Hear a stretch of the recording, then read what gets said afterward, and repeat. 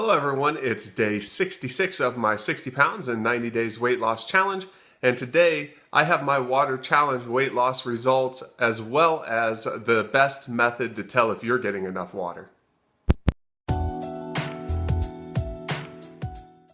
Okay, so every day for the last 3 days I've made sure to at least get a gallon of water. My weight was a little bit stalled. It's not a smooth process. My weight starts here and it goes down a little bit and then it levels off a little bit, then it goes down a little bit and it's leveling off. But at least my trend line is strong in the downward direction. But my wife always tells me I need more water. People on YouTube tell me I need more water. And I can't argue with them because I get most of my fluids from coffee and tea.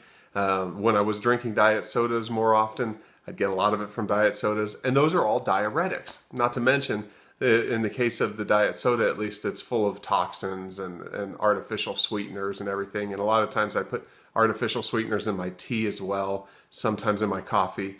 So just getting pure water, I don't do a whole lot of it. So I decided that I needed to up my water intake. It was a lot easier than I thought it was going to be. I had a 24-ounce container, and I made sure to get 5 of those plus a little bit so that I could get my gallon in each day. I gave you some tips the other day. One of the things that makes it super easy for me to get more water is to not ice it down. I normally put ice in my water and then I don't drink near as much.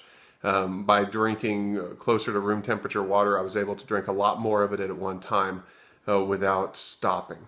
So I'd be able to guzzle it whenever I had a couple minutes, and then it just went down a lot easier. But I've had a couple people say, well, do you really need this much water? Who determines how much water you need? And they're right. It is highly individualized. You hear numbers thrown around like everybody needs 8 cups of water. Everybody needs a half ounce per, or they say it's either a half ounce per pound of body weight, or they say an ounce for every 2 pounds of body weight, depending on who you're listening to, they'll say things like that. And it's not entirely accurate because everybody has different metabolic functions. People eat different foods that they may be getting water from.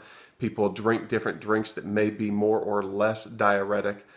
So just to generalize it like that probably is a little bit of a misnomer. So you do need water. You need a lot of water because it does a lot of your body's functions. Your body is 60 to 70% water.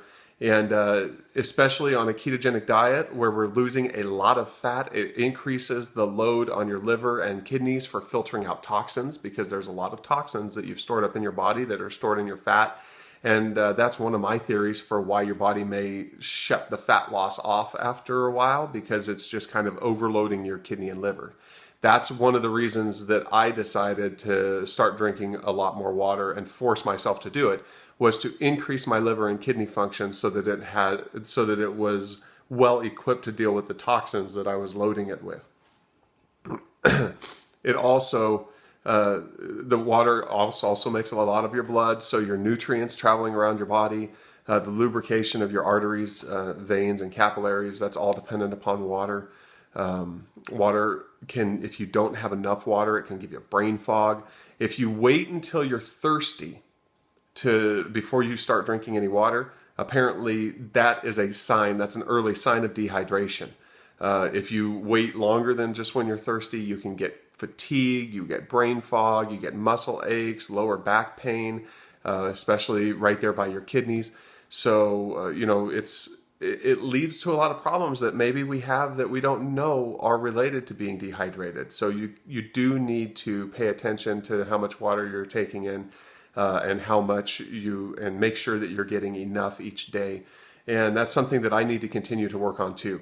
If you follow my Instagram page, you see my macros that I post each night. I've started including how much water I drank in there, and I'm just going to try to continue to do that and try to continue to get a sizable amount of water each day, because it does lend to better health overall.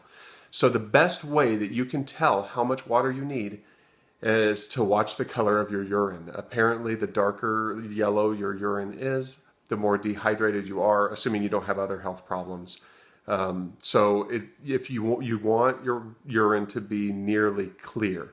Now, it is still cleaning toxins out of your body, so it's not going to be 100% clear all the time.